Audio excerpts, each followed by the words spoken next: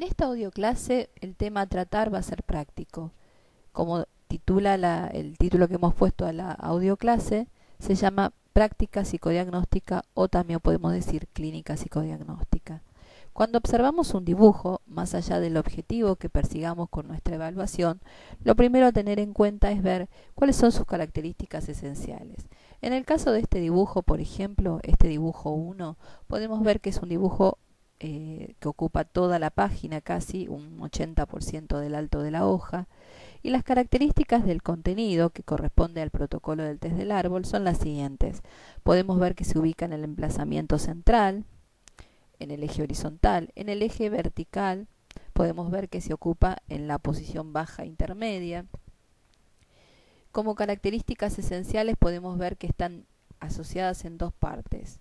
Por un lado, una copa muy intensa, pero con trazos muy contradictorios, algunos ennegrecidos, desarticulados, es decir, como que están sueltos. La parte inferior, que tiene que ver con las raíces, que sabemos que que no es esperable las raíces, más allá de las distintas lecturas que podamos hacer de ellas. En términos generales, siempre que aparecen las raíces, puede haber algún elemento de inestabilidad o alguna presión instintual que afecte el criterio de realidad u objetividad con que la persona evalúa la realidad. Estas raíces transparentes, pequeñas, en la base, denotan conflictos y tendencias pulsionales que el sujeto no puede regular adecuadamente a través de sus defensas.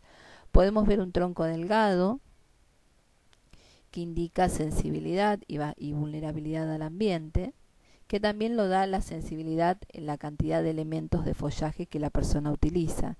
Ese tronco en la base izquierda tiene un ensanchamiento a izquierda, lo que implica que la persona aún posee dificultades para afirmarse en su situación vital actual debido a dependencias y aspectos de su historia aún no resueltos. Podemos ver también en el árbol 2, por ejemplo, la presencia de un dibujo macrográfico. A diferencia del dibujo 1 que recién comentábamos, este árbol, además de su estructura, cuenta con elementos accesorios al dibujo. Es decir, significativamente es muy complejo todo el universo de símbolos que plantea. Por ejemplo, alpinistas, escaladores, paracaidistas en la zona derecha, otros árboles más pequeños como a distancia, sobre lomas, la presencia de un nido de hornero, un nido de pájaro, se ve hasta el pajarito ahí, el sol a izquierda en forma descendente, un suelo largo, pastos desiguales y también transparencia en cuanto a la presencia de raíces y piso.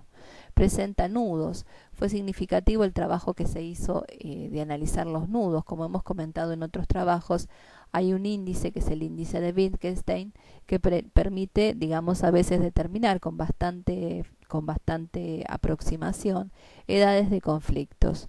Esto es cuando aparecen nudos o ramas quebradas o accidentes en el tronco del árbol solamente, pueden sacarse, mediante una fórmula, edades, situaciones traumáticas. En este caso se verificó a posteriori con el sujeto y era una persona que había tenido importantes pérdidas y cada nudito, que son muchos como ustedes podrán observar, simbolizaba una pérdida. Había perdido a los padres, había perdido un hijo. Por lo tanto, es interesante ver cómo cuando hay aspectos no resueltos, un lugar para verlos es la situación traumática. Todo trauma es una situación emocional no elaborada. Este árbol es rico en sus contenidos, por lo cual nos da cuenta que el nivel de inteligencia está desarrollado, pero también que hay muchos aspectos de dependencia, por ejemplo, el agregado de todos estos símbolos como fondos, y, por ejemplo, en el caso del árbol mismo, la presencia de un nido de pájaro, que incluso está el pajarito en dependencia con su madre, lo cual también implica una dependencia emocional importante.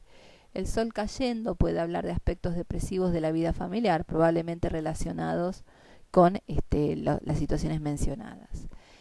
En este dibujo 3 vemos un dibujo mucho más simple, obviamente. Sin embargo, se trata de un adolescente de 15 años. Era un chico que padecía debilidad mental.